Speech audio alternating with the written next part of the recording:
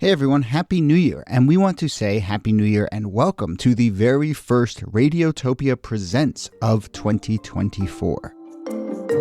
It's a series that we are truly excited about. It's called Shocking, Heartbreaking, Transformative. Now, this is from documentarian Jess Shane, who put out an open call on Craigslist and then worked with 4 strangers to explore the standard rules that documentarians and journalists use to tell their subject stories. So the series gets into all sorts of questions about what happens when people's real lives are collected, edited, and consumed. The show pulls back the curtain on what goes on behind the scenes of your favorite nonfiction shows. And then it turns in on itself and some really interesting twists and turns along the way in the making of the show. I've gotten to know Jess a little bit over the making of this show. Every time I chat with her, there's a new wrinkle to this story. It is really incredible. So go check out the new Radiotopia Presents series, Shocking, Heartbreaking, Transformative. It is out now on your favorite podcast platform.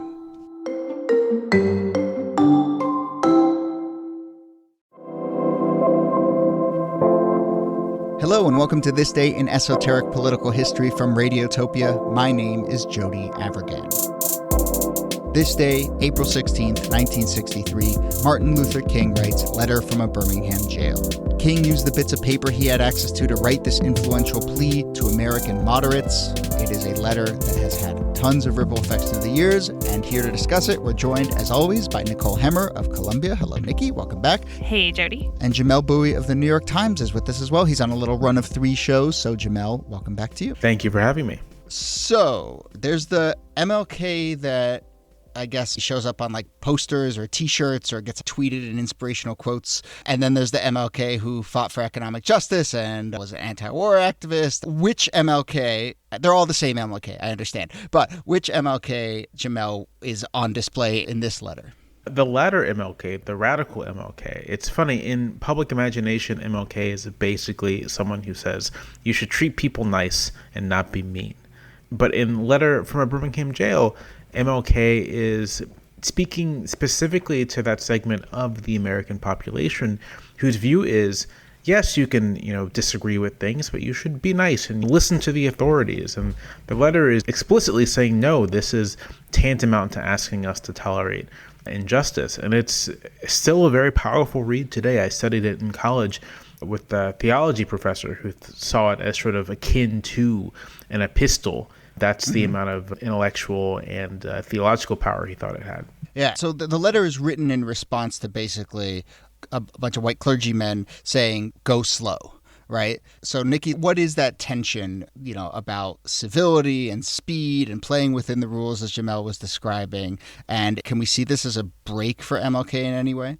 It is a break in a certain sense. I mean, King had this message for quite some time, although he didn't always have a national audience paying attention to what his message was. But after, at this point, several years of television and newspaper images of white segregationists violently attacking Black civil rights activists, there was a really easy target for King to point to, right? These racists who were throwing bricks or sicking dogs on Black children or any of these very visual moments from the civil rights movement. But he takes this moment to pivot and talk about these white pastors who are counseling moderation and counseling people to go slow. And that's a big pivot in the public conversation, particularly in the white northern conversation about responsibility for injustice. It's a huge moment for King. And like Jamelle was saying, it really pushes back against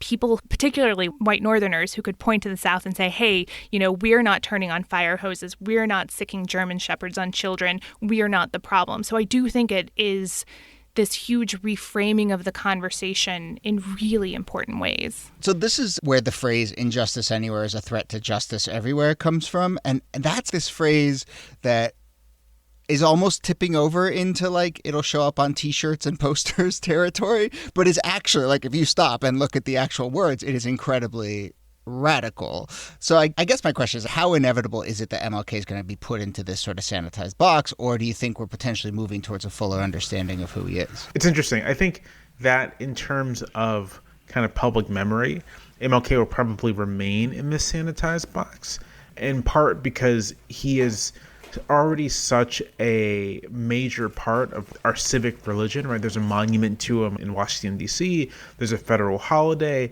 And anyone who's gotten to that point, it's inevitable that they get flattened out. You sort of have to flatten them out as individuals, as people. In the broader public memory and sort of what you'd catch during a news broadcast explaining what MLK Day was, he'll remain this flattened symbol. But I think among people who care to learn more, there has been a lot of incredible civil rights scholarship over the last 2 decades and a lot of great work on MLK as an individual. And so there's plenty of scholarship out there, plenty of popular work out there for people who want to get a fuller sense. Well, it's also this interesting thing where, I mean, I notice it too among movements where people argue about what MLK meant. And that may seem like that's like a sort of third degree removed argument, but it's actually sort of a proxy argument for the issues that really matter about radicalization versus appeasement and so forth. So, I mean, I think just like having him as a symbol to argue about lets you then get at some really important things within modern movement. Right. That's why I think the civic religion point that Jamelle was making is so important, because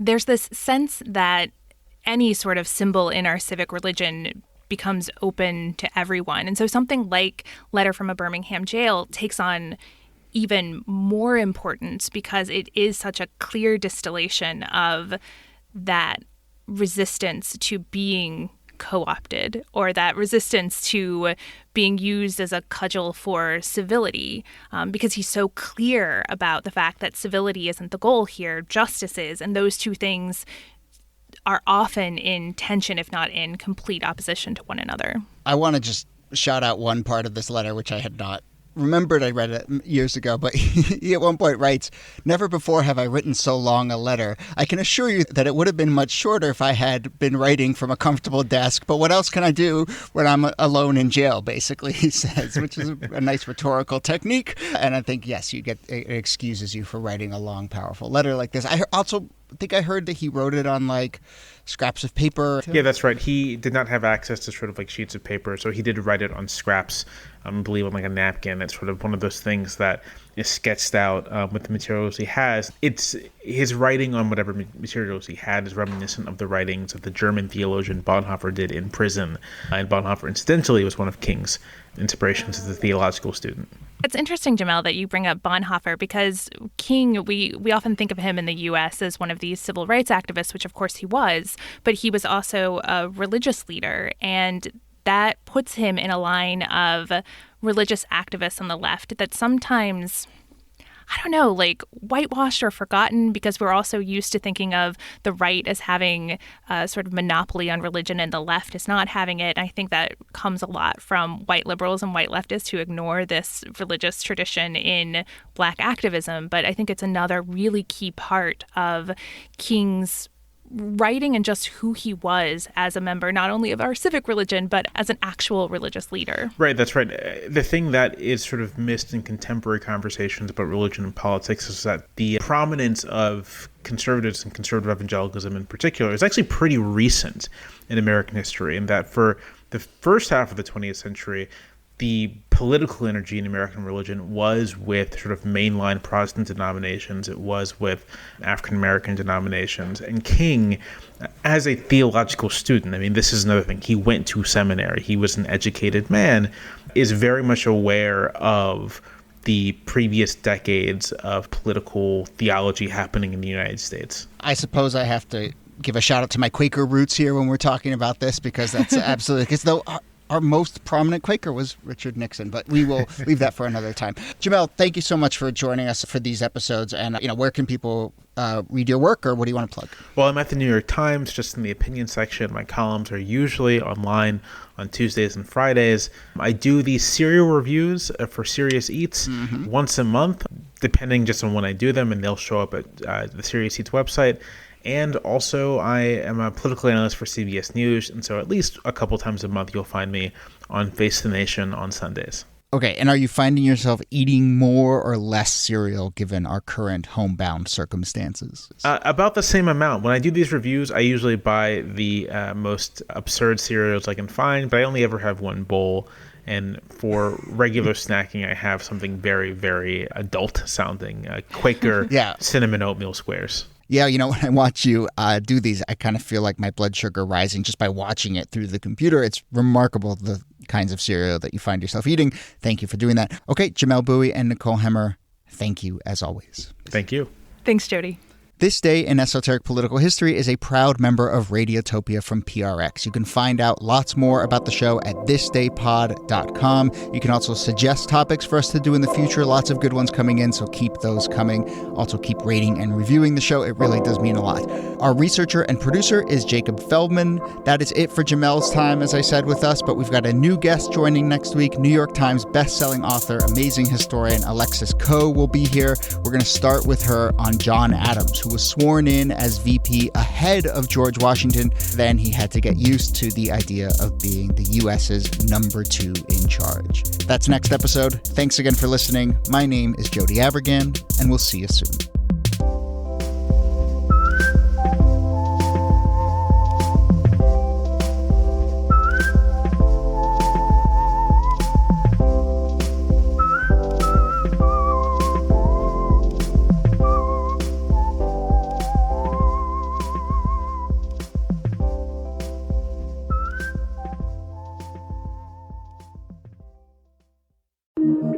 Radiotopia from